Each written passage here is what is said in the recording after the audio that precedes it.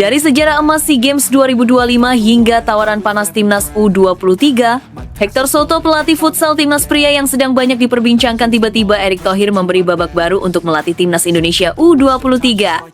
Wow, benarkah? Erick Thohir menegaskan bahwa jika Hector Soto bersedia menerima tantangan tersebut, semua fasilitas akan dilengkapi sesuai permintaan.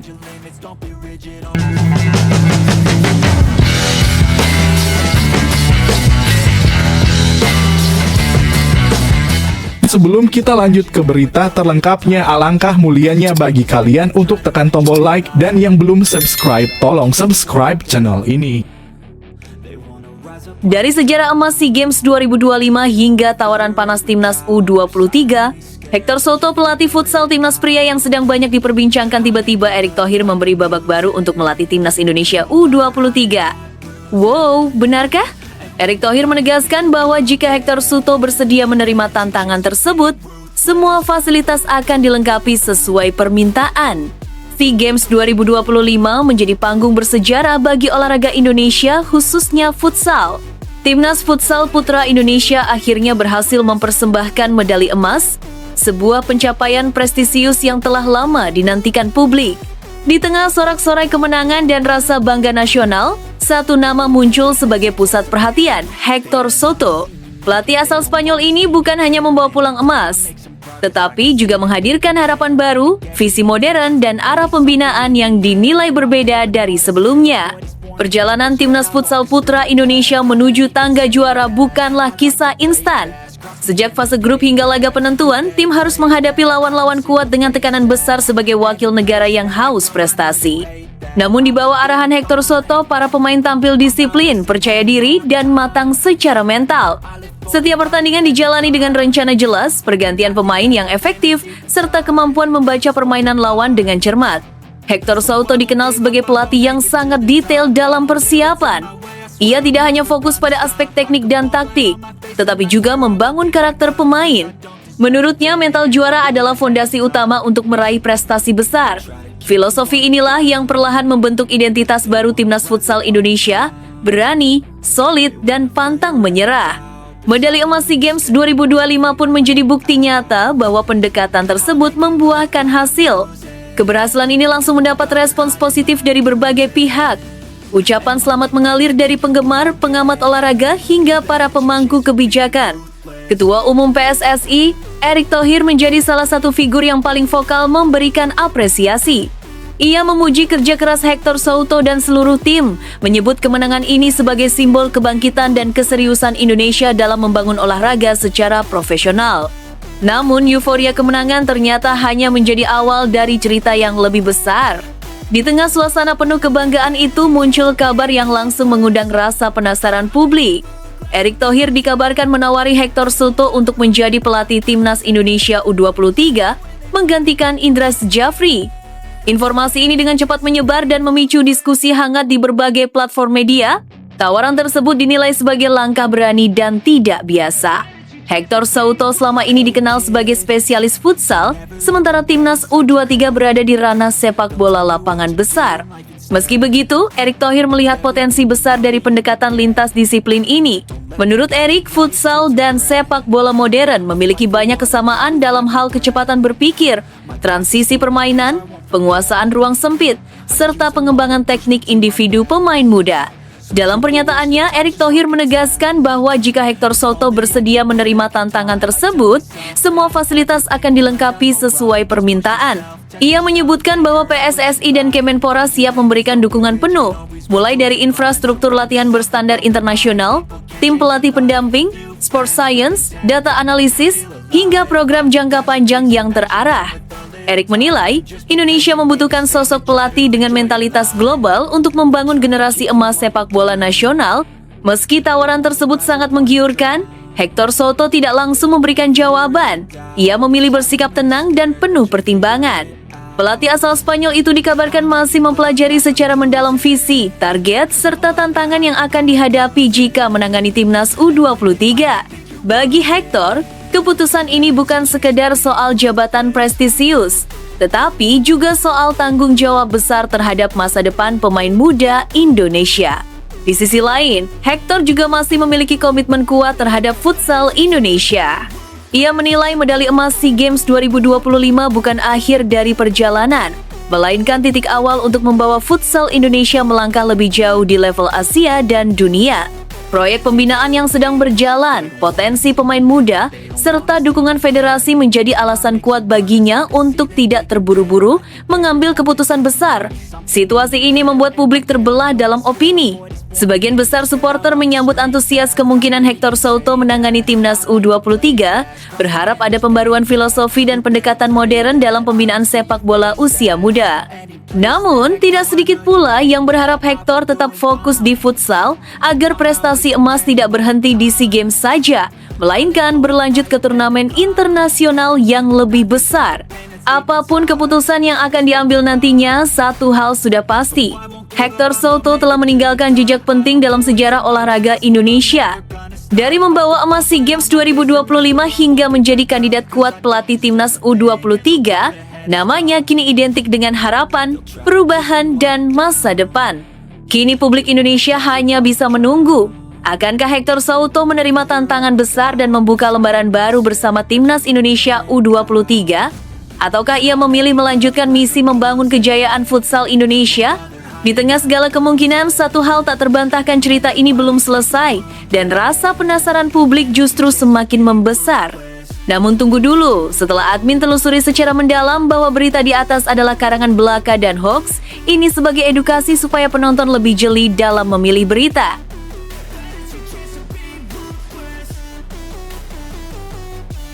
Mengejutkan publik Asia.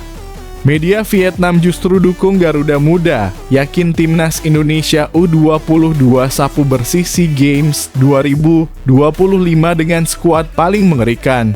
Kata media Vietnam, mereka membawa sebagian skuad senior. Ini tak biasa timnas Indonesia seperti singa lapar di ajang SEA Games kali ini. Ini bisa bahaya bagi lawan-lawannya termasuk Vietnam dan Thailand. Publik Asia Tenggara dikejutkan oleh pemberitaan tak terduga yang muncul dari salah satu media Vietnam. Dalam laporan yang viral di regional Asia, media tersebut secara terbuka menyatakan keyakinannya bahwa timnas Indonesia U22 adalah kandidat terkuat untuk menjuarai SEA Games 2025. Bahkan dengan tegas, mereka menyebut Garuda Muda memiliki peluang besar untuk menyapu bersih seluruh kemenangan. Pernyataan ini terasa mengejutkan karena rivalitas Indonesia dan Vietnam di sepak bola sudah berjalan lama. Kedua negara kerap saling sindir, saling dorong reputasi, dan saling tunjuk siapa yang memiliki generasi paling menjanjikan. Namun kali ini media Vietnam justru tampil sebagai pendukung dengan pujian luar biasa kepada Indonesia. Hal ini tidak hanya membuat publik Indonesia tercengang, tetapi juga membuat publik Vietnam mempertanyakan sikap media mereka sendiri. Dukungan itu tentu bukan tanpa alasan. Media Vietnam melihat bahwa skuad Garuda Muda yang disiapkan untuk SEA Games 2025 adalah salah satu yang paling kuat dalam sejarah tim U22 Indonesia. Banyak di antara pemainnya kini sudah menjadi bagian penting dari timnas senior, menghadapi berbagai laga internasional dengan tekanan besar, dan memiliki jam terbang yang sulit disaingi oleh rival-rival di Asia Tenggara. Di antara semua nama itu, dua pemain menjadi sorotan utama, Ivar Jenner dan Marcelino Ferdinand. Keduanya dianggap sebagai pilar penting yang dapat mengubah wajah permainan Indonesia secara signifikan. Kehadiran mereka membuat level permainan Indonesia naik beberapa tingkat sekaligus. Ivar Jenner selama ini dikenal sebagai gelandang bertahan dengan kemampuan taktikal yang tajam. Ia bermain di Eropa, terbiasa menghadapi ritme cepat dan duel fisik tanpa kompromi. Media Vietnam menggambarkannya sebagai mesin penggerak yang mengatur napas permainan Indonesia. Cara Jenner mengontrol bola, menentukan arah serangan, serta mempertahankan ritme permainan membuat Indonesia memiliki pusat kendali yang sangat stabil. Sementara itu, Marcelino Ferdinand adalah roh kreativitas Indonesia.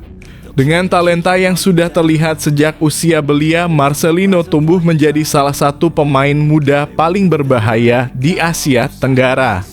Pengalamannya di kompetisi Eropa membuatnya semakin matang.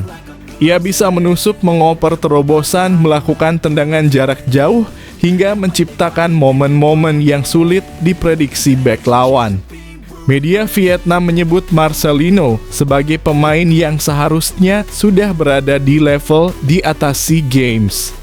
Selain kedua nama tersebut, skuad Indonesia juga diperkaya oleh pemain-pemain lain yang sudah terbiasa tampil di laga-laga besar.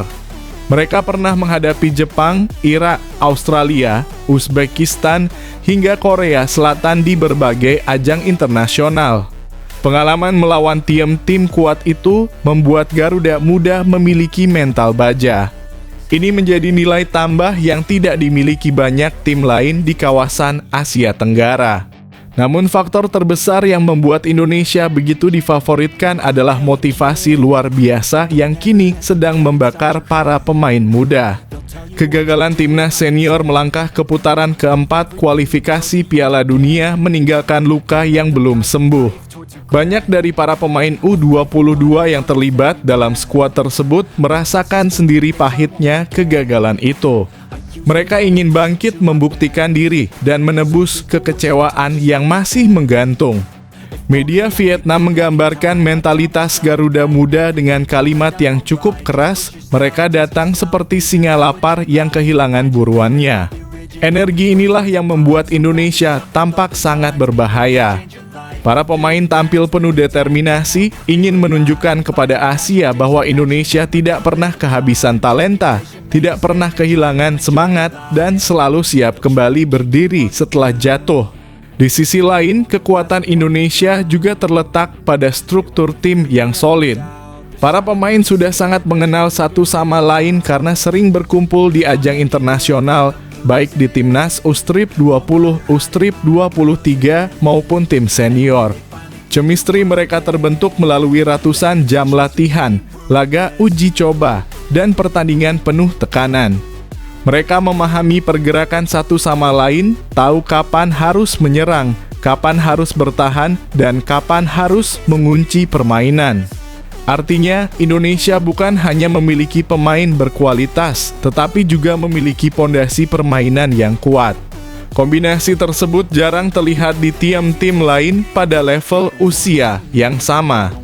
Media Vietnam pun menilai Indonesia sebagai tim yang paling dewasa untuk SEA Games 2025. Mereka menyebut bahwa Indonesia sudah seperti membawa tim mini senior ke turnamen yang biasanya dipenuhi pemain-pemain muda penuh eksperimen. Bahkan beberapa analis Vietnam mengakui bahwa tim negara mereka sendiri akan kesulitan besar menghadapi intensitas permainan Indonesia.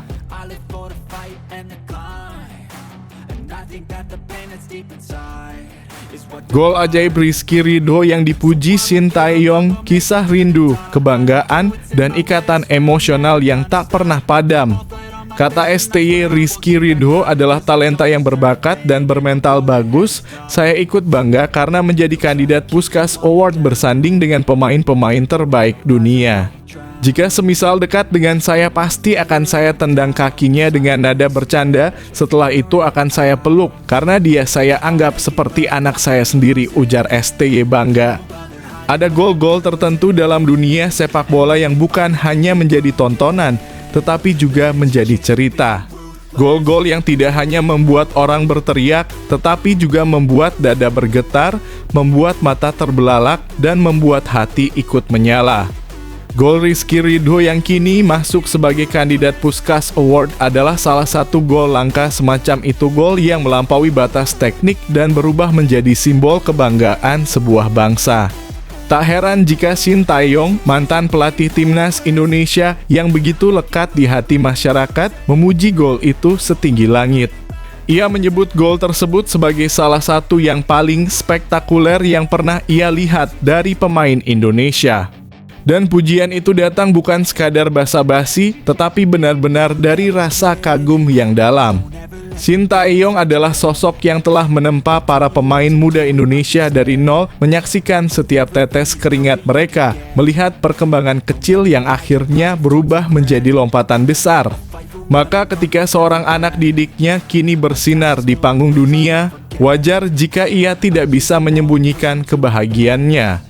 Pujian dari Shin Tae-yong itu bagi saya pribadi seperti membuka pintu kenangan yang sudah lama tersimpan.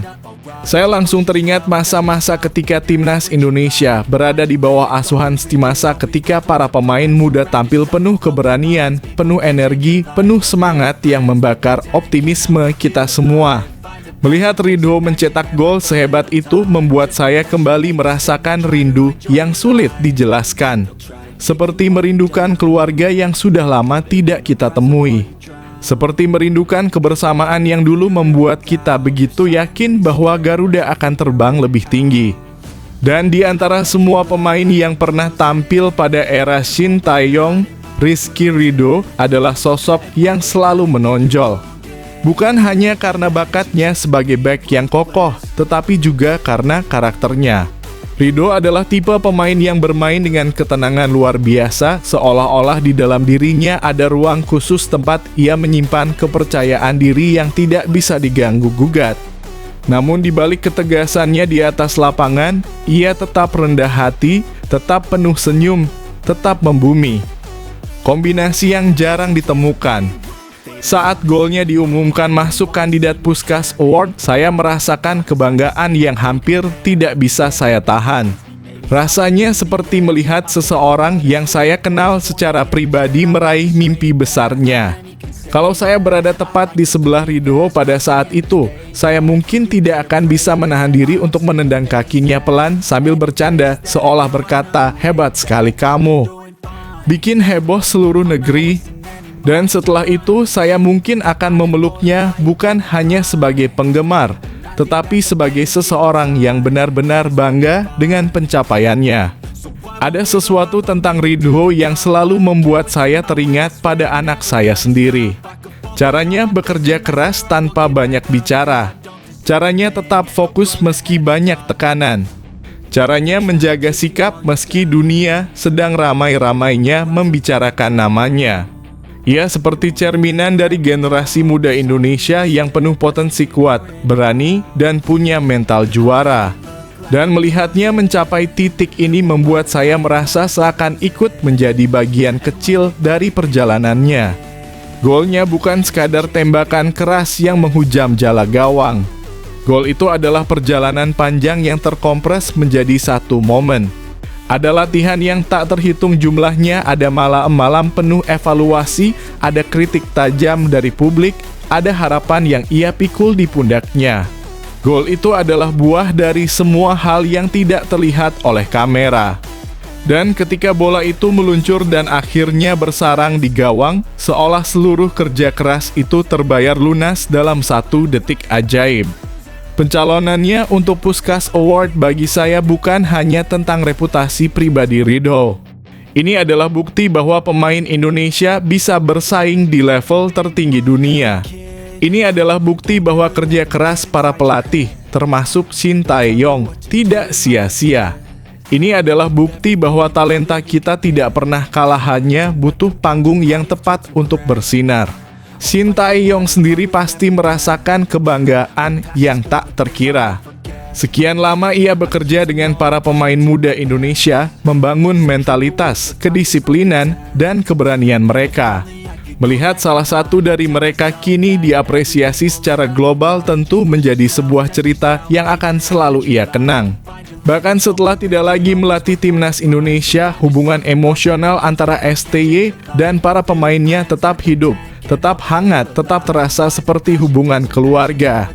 Dan saya, seperti banyak masyarakat Indonesia lainnya, hanya bisa berharap bahwa perjalanan indah ini tidak berhenti sampai di sini. Semoga Ridho terus berkembang, semakin matang, semakin percaya diri. Semoga lebih banyak pemain Indonesia menyusul langkahnya. Semoga nama Indonesia semakin sering terdengar di pentas internasional, bukan hanya sebagai peserta, tetapi sebagai pesaing serius. Gol Ridho telah membuat banyak orang tersenyum, tertawa, bangga, dan terharu. Gol itu telah menyatukan kembali rasa optimisme yang sempat pudar. Gol itu membuat kita berkata lagi, Indonesia bisa. Kadang dunia hanya membutuhkan satu momen untuk membuat kita percaya lagi pada sesuatu yang pernah hilang. Dan kali ini momen itu datang dari kaki seorang anak bernama Rizky Ridho, anak bangsa yang membuat seluruh negeri kembali bermimpi.